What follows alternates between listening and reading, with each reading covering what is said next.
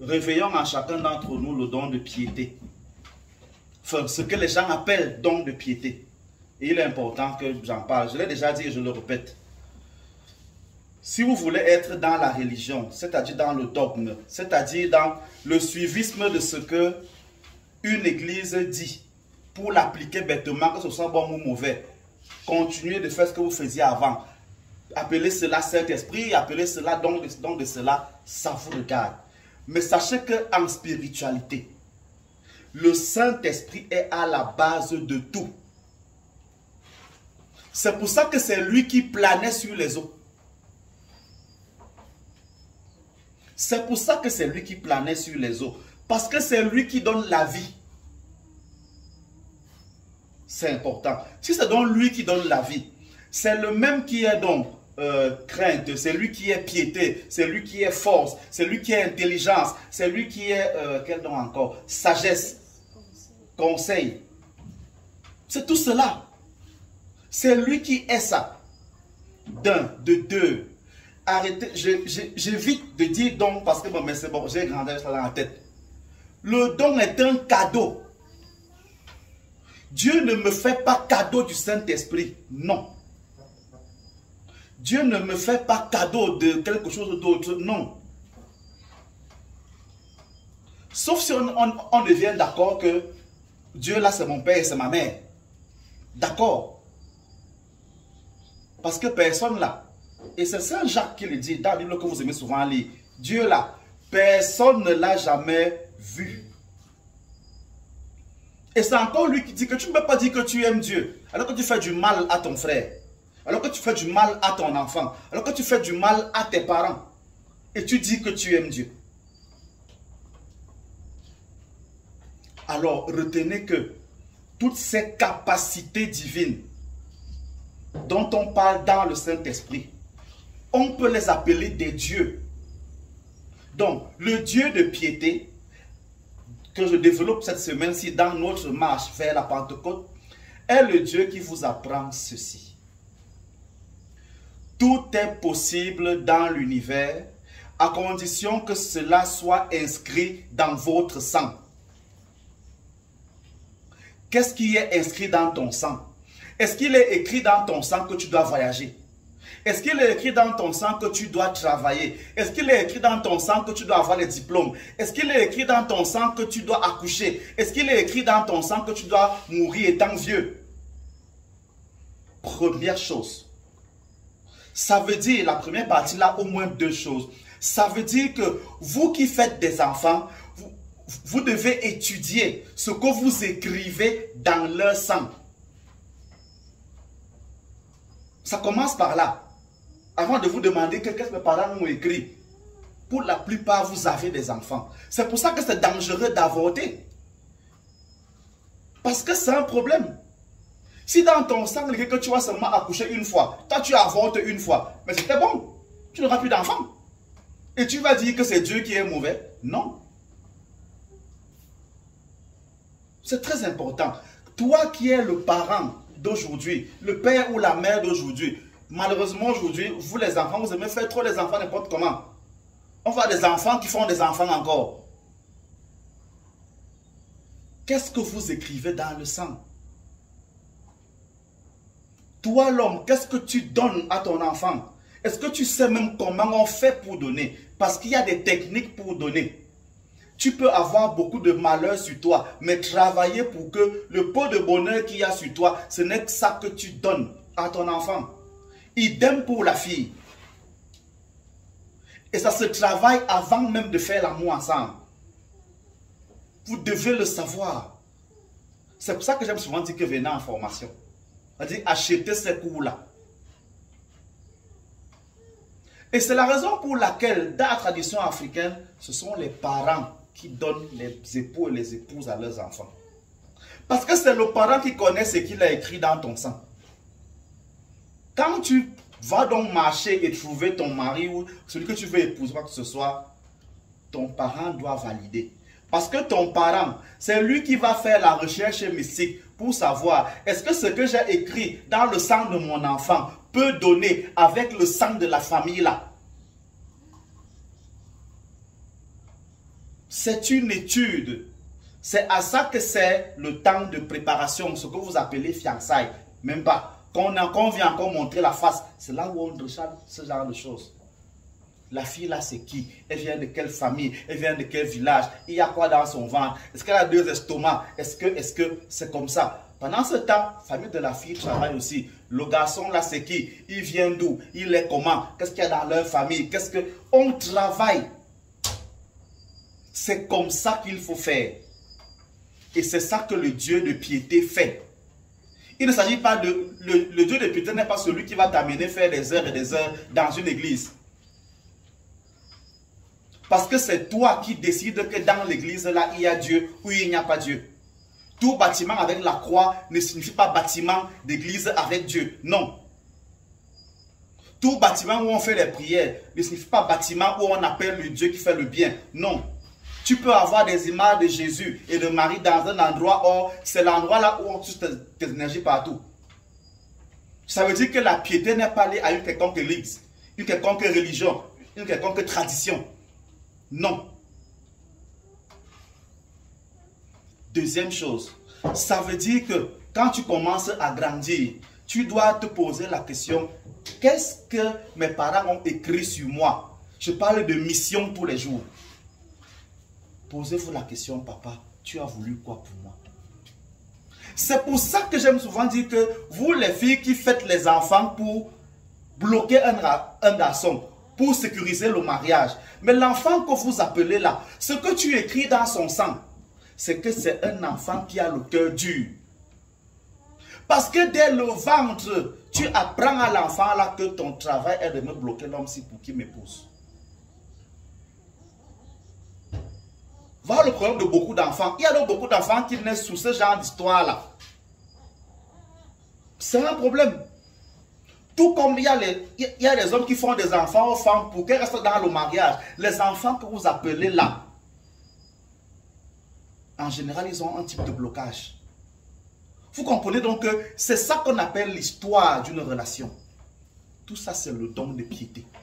Ce que vous appelez don de piété, c'est le Dieu de piété. C'est important.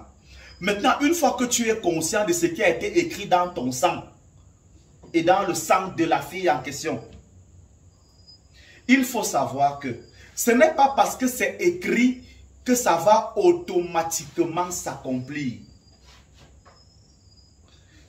Pour que ça passe de la forme potentielle à la forme acte, il y a encore un travail à faire. C'est ce travail-là qu'on appelle en spiritualité initiation. Les gens pensent que l'initiation, c'est seulement devenir sorcier. Pour vous les chrétiens, rappelez-vous quand même que les 3 premiers sacrements, baptême, communion, confirmation, on les appelle sacrements d'initiation chrétienne. Ça veut dire que même là-bas, il y a l'initiation. Quand on a donc des gens qui sont vides aujourd'hui, c'est-à-dire qui ont le ventre vide, c'est parce qu'elles ne sont pas initiées. C'est-à-dire, elles ne sont pas rentrées dans la mission voulue par leurs ancêtres. Elles ne sont pas rentrées dans l'écriture de leur potentiel. Elles ne sont pas rentrées dans la connaissance d'eux-mêmes. Dès que tu connais qui tu es, tu t'intéresses à ta tradition, tu t'intéresses au code de ta famille et tu apprends cela. Et tu ne peux pas apprendre cela sans maîtriser 2 ou 3 choses. Tu ne peux pas t'élever un peu et ne pas savoir que le matango, par exemple, et le juju sont des aliments mystiques avec lesquels on peut bénir ou maudire. Que le vin rouge est un aliment mystique. C'est pour ça que même quand l'Église est venue sur terre et a découvert ces choses-là, ils ont pris ça pour faire la messe avec. On ne blague donc pas devant l'eau, devant le vin rouge, devant le matango. Donc, les liqueurs naturelles, on ne blague pas avec. Le piment de Guinée, qu'on appelle encore le ndon, on ne joue pas avec. C'est simplement ça. Aussi simple que ça. Maintenant, il y a d'autres choses compliquées. Ça, je suis d'accord avec vous. Que vous pouvez et que vous devez apprendre. Donc, quand tu finis de t'initier, Tu vas donc apprendre, l'une des choses que j'aime souvent dire, c'est qu'il faut apprendre à payer le prix de ce que tu veux. La loi de l'échange équivalent. Quand tu vas à la boutique, tu as 100 francs CFA à main. Tu donnes 100 francs CFA. On te donne les mêmes 100 francs CFA, mais en nourriture. C'est comme ça dans le monde. Le monde est un vaste marché physique et spirituel. Tant que tu es prêt à payer le prix, tu as ce que tu veux. Si on a donc écrit en toi que tellement le village ici est mauvais, on te bénit que tu as à nous chercher la vie en Europe, chez les Blancs comme on dit, et que tu t'es un peu initié, tu vas donc travailler pour avoir ce voyage-là. Tu vas t'investir dans ce voyage-là. Tu ne vas pas croiser les bras à la maison. Que, ok, comme j'ai croisé les bras là, le voyage va venir me trouver sur place. Tu es dans ta maison, même pas un téléphone Android. Le blanc va venir te trouver dans ta chambre. Comment? Vous voyez? Et c'est malheureusement comme ça que beaucoup de gens vivent. Et ils se plaignent que la vie n'avance pas. Il y a un prix à payer. Je ne parle pas d'argent. La nature ne connaît pas l'argent. La nature ne connaît pas les biens de monnaie. La nature ne connaît pas ça. Parce qu'avant, il n'y avait pas l'argent, c'est tout. Avant, on payait avec les coris. Ceux qui ont fait l'histoire de la monnaie le savent bien. Avant, c'était les coris qui étaient la monnaie. Avant, quand il n'y avait même pas, c'était le troc. J'ai le sel, tu as le fait l'échange. C'était ça à l'époque. Donc la nature ne connaît pas l'argent. Quand tu demandes l'argent à la nature, elle est perdue, elle ne connaît pas. Il faut demander l'abondance des biens matériels. Parce que les biens matériels existent depuis la nuit des temps. C'est comme cela. Donc, je vous en prie, travaillez cela. Il y a un prix à payer pour toutes choses. Le prix à payer pour le boulot que je fais. C'est la dépense pour le matériel. C'est le temps d'étude pour avoir cette connaissance en tête. Pendant que certains vont boire les bières, je prends le même argent pour boire les bières, pour payer les livres avec. C'est ça le prix à payer pour mon travail. Le prix à payer, c'est que beaucoup de gens ne m'aiment pas. Parce que je dis ce qu'ils n'aiment pas entendre. Ça veut dire que j'ai beaucoup d'ennemis. C'est ça le prix à payer. Le prix à payer, c'est que beaucoup de gens veulent ma mort. Oui, ça c'est mon prix à payer. Cherche donc à savoir quel est le prix à payer pour toi. C'est cela qu'on appelle le Dieu de piété. Il y a un prix à payer pour toutes choses. De la même manière que tu dois donc comprendre pourquoi, même dans la Bible, on égorgeait les animaux à tout moment, même pendant la Pâque, on égorgeait les animaux. C'est pour faire traverser une énergie du monde invisible au monde visible. Le sang des animaux sert à cela. Ce n'est pas au hasard. C'est pas au hasard. C'est pour ça que les musulmans ne mangent pas un animal étouffé. Parce que dans leur tradition, il faut toujours appeler. Il faut donc égorger soi-même son mouton.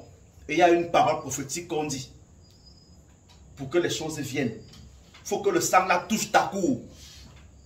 C'est pour ça que même dans les dots, quand on a partagé la nourriture, on partage devant tout le monde. Quand il y a le porc à main, c'est devant tout le monde comme des couples les porcs. Ce n'est pas en cachette. C'est là. Bon, c'est vrai que maintenant les sorciers travaillent maintenant pour parfois changer. Tu viens avec ton porc, tellement te mange dans le porc là. Mais bon, ça se bagarre. Donc apprenez cela. Apprenez cela. C'est présent. Et c'est la même chose pour ce qu'on appelle le rachat. Dieu a donné son fils pour racheter. Le sang que Jésus a versé a racheté. Le sang qui est versé est une monnaie de chance pour quelque chose. Ce n'est pas une question de tuer quelqu'un. Il y a donc des sacrifices humains que les gens font pour cela. L'esprit qui va lui donner l'argent, ou bien c'est pas moi le pouvoir, ou c'est pas moi quelque chose qui va encore là. Il lui demande le sang d'une fille vierge. Il part donc chercher une fille qui est vierge, il la tue. Le sang là, l'esprit boit ça et lui donne quelque chose en échange. Donc faites attention, peut-être qu'il y a des gens qui réfléchissent qu'un esprit a dit que va me tuer tel homme. Parfois on demande ton sang, on prend le sang là comment? Si c'est que l'homme là est compliqué, qu'on n'arrive pas à le tuer, on envoie une femme qui vient coucher avec toi. Elle prend ton sperme, elle part avec. C'est tout ton sang, non? Vous voyez? Quand elle finit de faire l'amour avec toi, elle ne se lave pas. Elle part avec. Elle part donner le sperme là-bas. Quelqu'un d'aîné avait donc dit, et il a dit ça en public, comme c'était caché, que quand tu finis de faire l'amour avec une femme, fais tout qu'elle se lave, tu surveilles, elle met l'eau partout, que l'eau, ça emporte tout, rien ne cale avec. Vous voyez, si elle part avec ton sang, elle peut finir avec toi. Vous qui utilisez les maléfices qu'on appelle préservatifs, vous savez ce qu'on peut faire avec la voiture de quelqu'un qu'on a pris? Vous blaguez avec peut-être. Ouais, c'est tout ce genre de choses-là que vous devez savoir. Il y a donc, et j'ai beaucoup d'histoires comme ça où il y a des femmes qui sont travaillées dans des familles et que leur rôle, c'est de voler l'étoile dans les familles des autres. C'était très fréquent par le passé chez nous ici en Afrique. Une maman voit que dans sa maison, il n'y a pas l'intelligence. Elle a 2 enfants qui sont doux. C'est dans telle famille là où elle est venue qui a les enfants intelligents. Elle part faire l'enfant là-bas. Elle ne dit pas à son, c'est pas comme tu dis à son mari. Elle tombe enceinte là-bas. La richesse, l'intelligence là va veiller dans sa maison derrière l'enfant là. Ça se vivait à l'époque. C'est pour ça qu'à l'époque on disait, bon, la seule personne qui connaît qui est le géniteur des enfants, c'est la mère. Ça se travaille. Donc vous voyez, il y a donc des familles où on travaille les jeunes filles que leur boulot c'est d'aller voler les étoiles chez les gens. Elle vient, elle couche avec toi, elle vole ton étoile, tu deviens pauvre. Elle rentre dans sa famille, elle donne ça à son frère et à sa soeur. À son frère, oui, à son frère et à ses soeurs. C'est-à-dire qu'elle couche avec un homme, elle prend son sperme, elle revient coucher encore avec son propre frère ou son cousin. Son frère là prend la lumière là, il brise. Et quand il brise, toute la famille évolue. Je vous assure que ça existe. Ou alors le garçon pas chercher l'énergie dehors. Il vient coucher avec sa propre mère. Sa propre mère couche avec tous ces garçons. Ces garçons brisent. Je vous assure que ça se vit dans le monde ici. Donc ne jouez pas. Ne jouez pas. Quand on dit quelque chose, vous pensez qu'on blague souvent. Donc continuons d'avancer dans la vie que nous voulons. En évitant un certain nombre d'écueils. En mettant toujours en avant ce que nous avons à faire. Que le Dieu de la piété, qu'on travaille cette semaine-ci dans le cheminement de la Pentecôte, soit toujours près de nous pour nous inspirer ces connaissances-là. Parce que, je finis par là, ce n'est pas le maître qui cherche l'élève en spiritualité. C'est l'élève qui suscite le maître. C'est parce que je suis prêt à entendre un certain nombre de choses que ces choses-là viennent dans mes oreilles. C'est-à-dire, et ça va dans mes oreilles comment? Je tombe sur une émission où on en parle, parce que beaucoup en parlent à la télé. Je tombe sur un livre qui en parle. Je tombe sur des gens qui ont ce débat, parce que mes oreilles sont prêtes à écouter cela. Donc c'est moi qui ai appelé ces maîtres-là. Ce n'est pas ces maîtres qui m'ont cherché. Lorsque toi donc qui m'écoutes, tu seras prêt à entendre un certain nombre de choses. Alors les gens, pour te les raconter, pour te les expliquer, vont apparaître naturellement. C'est pour ça que j'aime dire qu'on ne tombe jamais sur mes lives par hasard. À certains moments, peut-être vous étiez prêt à m'écouter, ou alors seulement vous êtes simplement des cons qui ne savent pas quoi faire, vous baladez, et dès que vous tombez sur ma page, vous voyez un type panchoutant qui dit ce qui ne vous plaît pas, vous bavardez et vous bloquez, et vous faites comme les gens font là pour bloquer mon enseignement ou me faire pousser partout.